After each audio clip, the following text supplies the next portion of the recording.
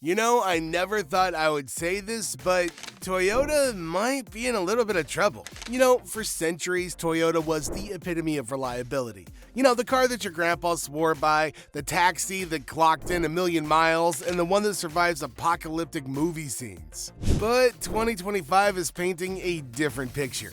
Owners are already reporting catastrophic failures, transmissions giving up the ghost, engines tapping out, and quality control taking naps. So, has Toyota finally lost its magic? Or is this just a bit of a rough patch? And should you be getting a Toyota? Let's find out. Right now, Toyota is recalling more than 140,000 vehicles. The first recall is for 2024 to 2025 Toyota Tacomas. Toyota says the rear brake hoses can be damaged over time, and that increases the risk of a crash. The other recall impacts 2025 Camrys, as well as the Lexus NX and RX models. Those cars could have damaged seat belts that don't meet strength requirements. The reason people are starting to question Toyota's reliability is that 2025 has not been kind to this once bulletproof brand. And look, if we're being honest, 2024 ended on kind of a low note for the company too. First up, Tacoma owners have been dealt a really harsh blow. In February, Toyota had to recall over 100,000 Tacoma four-wheel drive models from their 2024-2025 lineup. Why? Brake fluid leaks. Now, these aren't just any leaks. Mud and dirt are eating away at the rear brake hoses, and that's about as dangerous as it gets. Just imagine you're out there driving your brand new pick-em-up truck and it doesn't stop when you want it to. Yeah, that's kind of a massive problem. Unfortunately for Toyota, Tundra owners have also felt betrayed. Thousands of Tundras were called out at the start of the year because the fancy 3.5-liter twin-turbo V6 engines, they had some defects. For a vehicle that prides itself on being a workhorse, the Tundra's coming apart at shockingly low mileage. Oh, and it actually gets worse than that. The ever-reliable safe bet, the Camry, has also disappointed. Owners of the 2025 model have been pulling their hair out over tech glitches.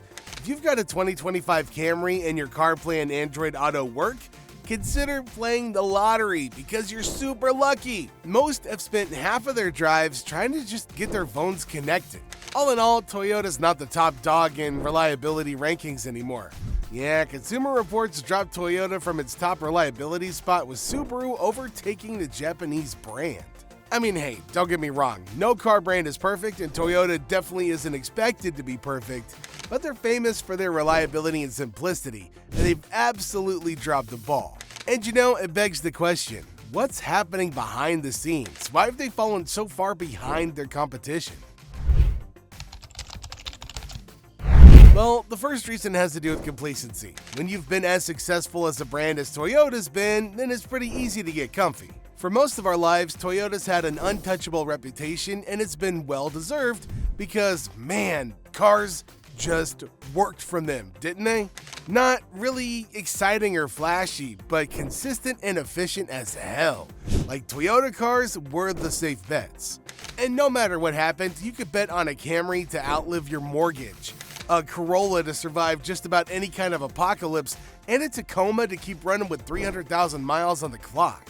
But just like anything else, if you stop putting in the hard work like Toyota did, then that untouchable reputation also becomes a trap. Resting on past successes is the worst thing anybody can do, because suddenly you feel there isn't any need to push the envelope, innovate, or improve your designs like all the other brands are doing. After all, why fix what ain't broke, right? Well, you need to, because now things are breaking, and if we're being honest, it's probably too late to scramble and fix them now.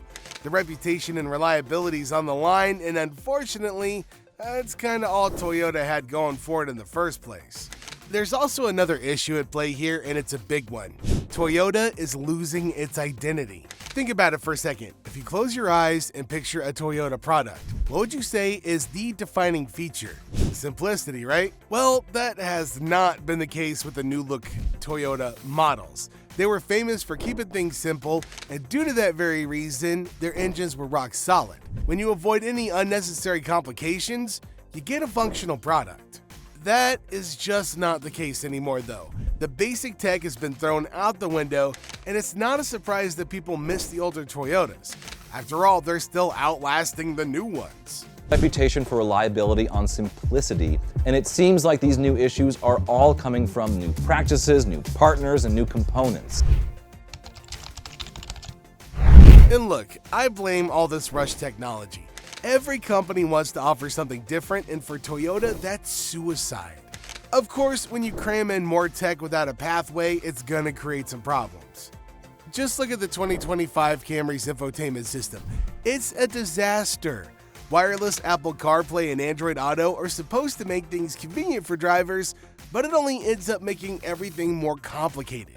From connectivity issues to freezing screens and even software bugs that make them want to throw their phones out the window, newer Toyotas got it all going in the wrong way. Or take Toyota's electric models and hybrids as an example. They're just not cut out to compete with their rivals in the market.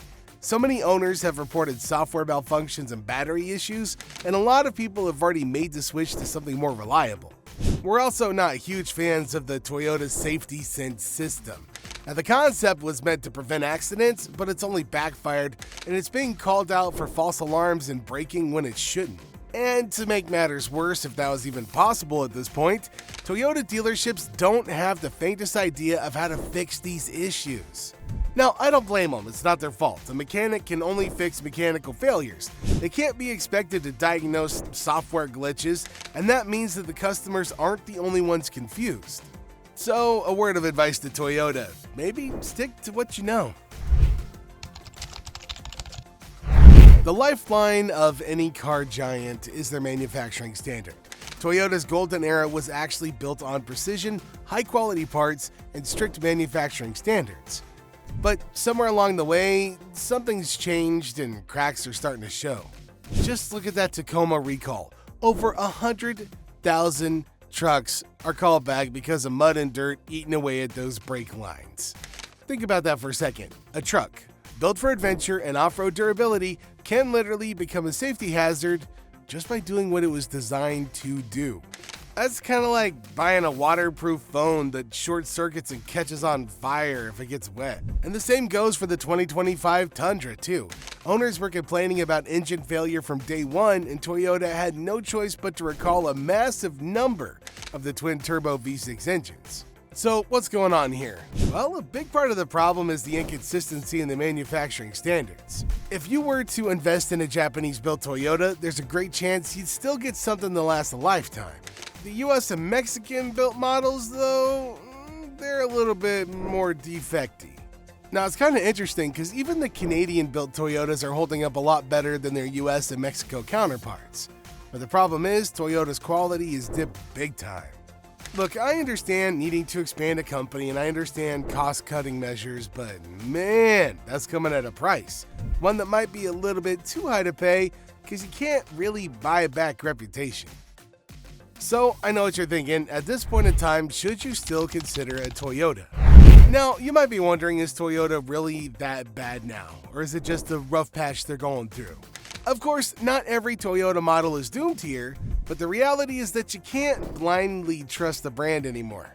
I mean, just take their dealerships for example. When a large number of people complain about the same thing, more often than not, you shouldn't ignore it because they're probably right. Buyers have been calling out dealerships for adding thousands of dollars in market adjustments, turning an affordable car into an overpriced one. And let's be honest, if a Toyota isn't going to be cheap, then is it really worth breaking the bank?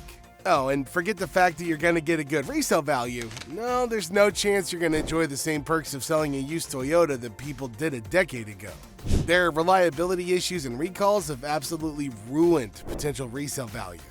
And it's not like people have a lot of confidence in used models anymore anyway. Unless you're selling like a 1990 Corolla, people aren't going to bite your hand off for a deal. And you wouldn't either if you were in the buying party. Plus, there's a ton of alternatives that hold their value a little bit better than the latest models of Toyota. Subaru, Honda, and Hyundai have all caught up, and within the next few years, they may overtake them. So don't go get wrapped up in potential resale value. Anyway, if you're still adamant on buying a 2025 Toyota, then best of luck, and here's some advice. Stay informed. If you're set on buying a Toyota, you just can't assume it'll be bulletproof like the older models. A lot of recent Toyotas have been hit with major recalls and quality concerns, and staying updated on them is crucial. So keep on checking consumer reports, bookmark the recall database, and go through every single owner review before you make up your mind. If the model you like has a history of problems, it's best to walk away. In the past, you could walk into a dealership, buy a Toyota, and trust that it would run forever. That's not the case. So you gotta make sure that your test drive is more than just a spin around the block. For example, if you're dead set on getting a Tundra or a Tacoma, we suggest paying close attention to shifting. If you feel it's a little jerky or even a little delayed, it's the reddest of red flags. These transmission issues are just not worth the hassle. And the same goes for the Tacoma. Check your brakes. If anything feels off, trust your gut instinct to go for number 2 on your list. Also, make sure you're listening to any weird noises. Any rattling, clunking, or basically anything unusual is a sign of some deeper issues. And if there are issues in the test drive, don't be afraid to move on to alternatives. With all these reports coming out, don't be afraid to consider alternatives if you need to. For example, the Subaru, the new leader in reliability rankings according to Consumer Reports. They still prioritize durability and safety, making it a strong alternative to a Toyota. Or you could switch to their biggest rival, Honda. Honda has had fewer recalls than Toyota. The Accord, Civic, and the CR-V have a tendency of holding up well over time, and there's always Mazda too. Mazda's also putting in a lot of money into quality control and is starting to show. And if you're looking to get the best value for your buck, then Hyundai and Kia are some solid options too. They're no longer cheap, they offer great long-term warranties and are catching up in reliability rankings too. But remember, I'm not telling you to stop buying Toyota, we're just simply saying the days of blind trust are long gone and you gotta be careful. If you asked the question 10 years ago, the answer would have been a resounding yes. But today, it depends. If you do your research, you test drive carefully, and avoid problematic models, you can still get a good Toyota. But if you blindly trust the brand and ignore its recent issues, you might end up regretting your decision with a lemon. At the end of the day, Toyota's reputation alone just isn't enough anymore. You really need to make sure that you're getting a reliable car, because Toyota's no longer the safest bet that it once was.